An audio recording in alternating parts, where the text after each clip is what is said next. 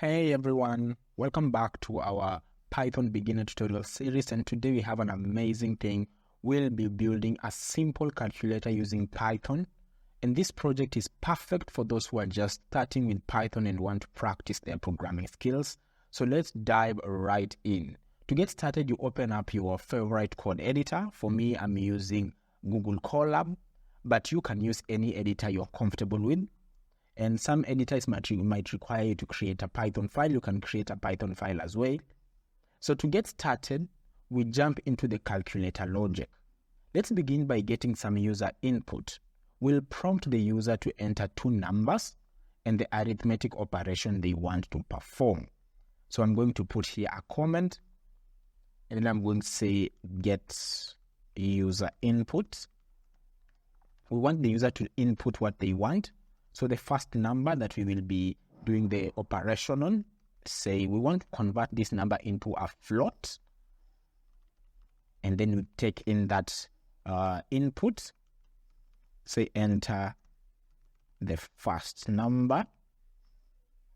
That's okay.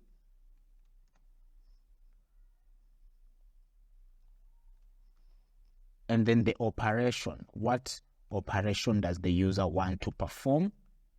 So we also guide the user. We tell the user enter in the operator. Of course, the operator that we'll be taking. This is just a simple calculator application. So we'll take, of course, the plus, minus, the subtraction. We'll do multiplication. Then we can also do division. So this is just some simple operations that the user can perform with our simple calculator. And then the second number that we want the user to, we want to do the operation on, we convert it to a float, of course, and then we prompt the user to enter the second number. That's it. It will prompt the user to enter the first number, the operation, and the second number. So now that we have the user input, let's implement the calculator logic. We'll use conditional statements, and we have a short tutorial on conditional statements. You can check it out.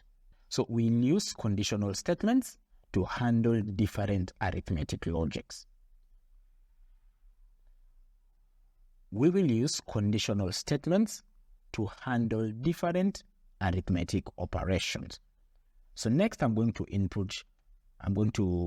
add there a comment. I'll say calculate the result based on the operation or the operator, of course. So I'll have result set to an initial value of 0. That means that we haven't done anything, so it's just 0. So if the operator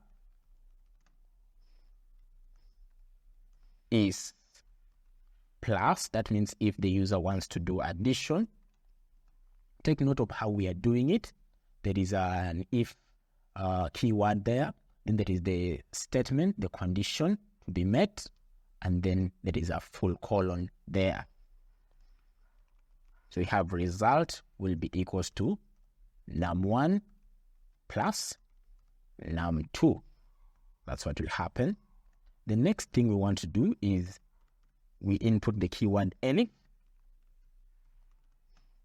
If the operator is equals to minus, that is subtraction, then we want to do subtraction.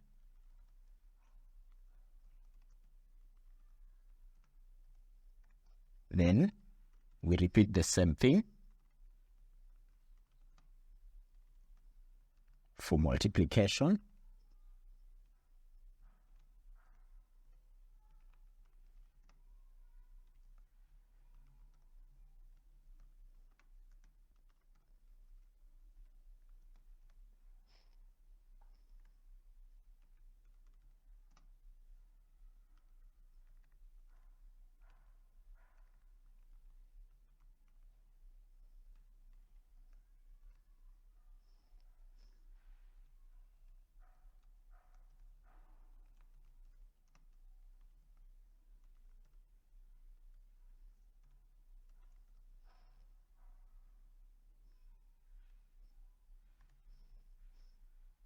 And then we finish off with an else.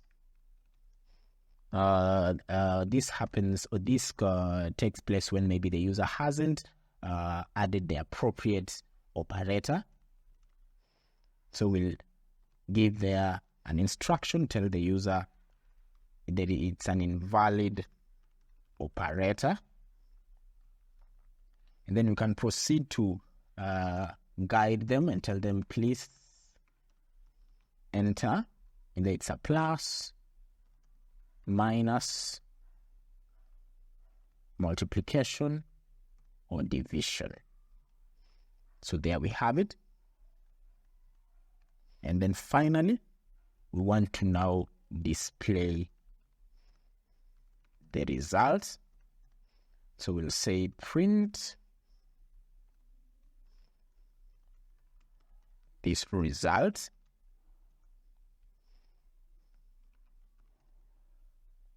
And there we have it. So we'll run the code. And there we have it. It's telling us enter the first number. I'm going to enter 34. Press enter. To ask me to enter the operator, I'm going to put plus. And then it will ask me to enter the second number. I'm going to enter 12. And then it's going to give me 46 as my result. And that is the correct answer. So that is how you can do, you can create a calculator application using Python. So congratulations, you have just built a simple calculator, and this project is an excellent way to practice basic Python syntax and logic. You can further enhance this calculator by adding error handling or more advanced operations if you feel up to the challenge. Remember that we would like to hear from you. So if there is any project that you'd like us to try out, please comment down below, and remember to subscribe, like, and share.